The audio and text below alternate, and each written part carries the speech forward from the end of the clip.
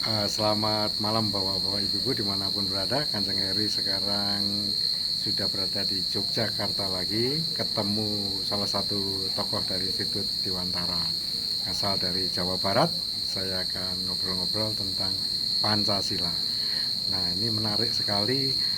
Beliau juga menggeluti dan akan menulis tentang pemikiran Ki Hajar Dewantara berkaitan dengan Pancasila. Nah, selamat malam Pak Rama ya. Ya, selamat malam Pak Kanjeng. Dari Jawa Barat ya? Saya asli Galuh. Galuh. Kebetulan sekarang tinggal di Indramayu. Iya. Saya dari Dewantara Institute, Siap, ya. dari Taman Siswa. Jadi saya senang sekali bertemu malam ini. Iya.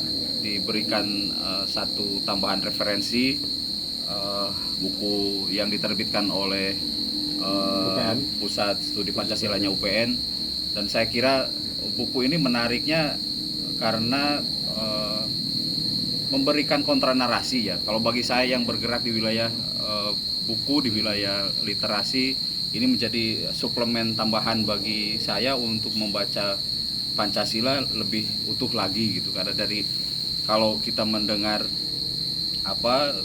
narasi negara sebagai pilar, 4 pilar itu, jadi ini adalah satu kontra narasi yang menarik untuk didiskusikan oleh warga bangsa, bahwa ternyata pembicaraan tentang Pancasila ini belum selesai.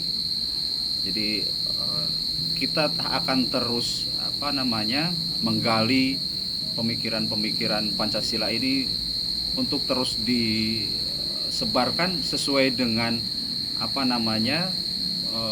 pemikiran dan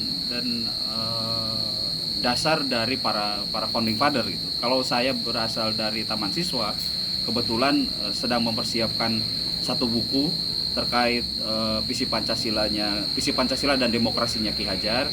Mudah-mudahan 1-2 tahun ke depan ini bisa kita selesaikan. Kita sedang mengumpulkan banyak sekali referensi, mengumpulkan banyak hasil-hasil riset gitu terkait pembacaan Pancasila hari ini dipandang dari sudut pandang pemikiran Pancasilanya Ki Hajar dalam mendukung Soekarno pada waktu itu untuk meneguhkan Pancasila sebagai dasar negara. Mungkin itu Pak Kanjeng. Oh iya, terima kasih. Ini nanti terus mau pulang ke Galuh ya? Saya pulang dulu ke Galuh, mungkin ya? nanti minggu depan juga sudah kembali ke Jogja. Luar biasa.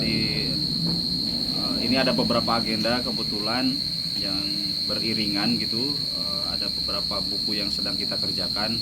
Mudah-mudahan tahun ini juga catatan politiknya Ki Hajar bisa terbit, karena ini sudah terlalu lama juga orang-orang melihat Ki Hajar hanya seorang tokoh, dianggap sebagai tokoh pendidikan dan kebudayaan saja gitu, tidak dilihat dari sudut pandang kesejarahan bahwa Ki Hajar seorang tokoh politik gitu, karena teksnya terlalu lama dihilangkan gitu. Nah, kita sedang menghimpun catatan-catatan politik Ki Hajar untuk kembali menjadi diskursus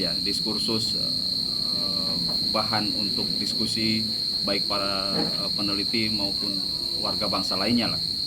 Nah, apa harapan-harapan atau saran-saran pada generasi muda terhadap Pancasila, terutama bagaimana Pancasila itu tetap sebagai dasar negara, tidak menjadi bagian dari 4 pilar itu?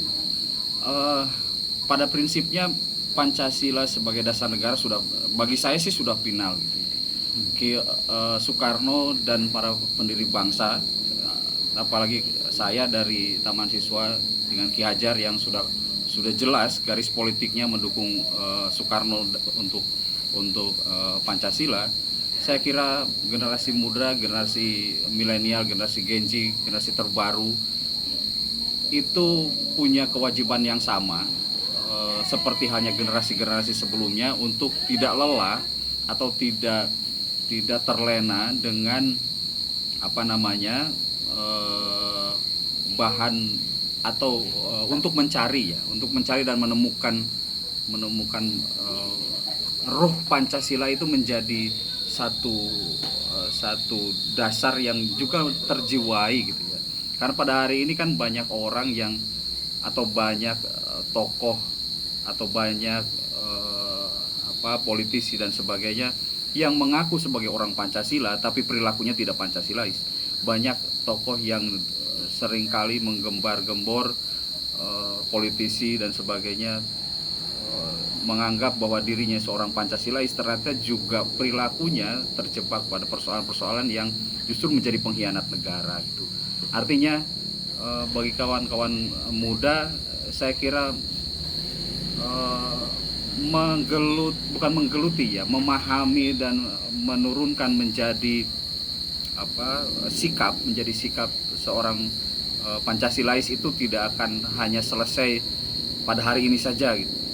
Artinya ideologi Pancasila itu persoalannya harus terus didawamkan, harus terus disampaikan agar cita-cita para pendiri bangsa ini terus disuarakan gitu. Artinya Pancasila tidak hanya selesai pada teks, pada buku-buku, pada pelajaran-pelajaran yang diajarkan di sekolah, di bangku kuliah gitu, tapi pada proses pengamalan kita sehari-hari. Mungkin itu Pak Ngaceng. Ya, terima kasih. Demikianlah ngomong-ngomong singkat. Saya senang sekali bisa ketemu salah satu tokoh yang masih muda, yaitu Pak Rama. Ya, sebentar lagi mau ke Jawa Barat dan seminggu lagi nanti ke Yogyakarta. Demikianlah Kanjeng Eri di Yogyakarta.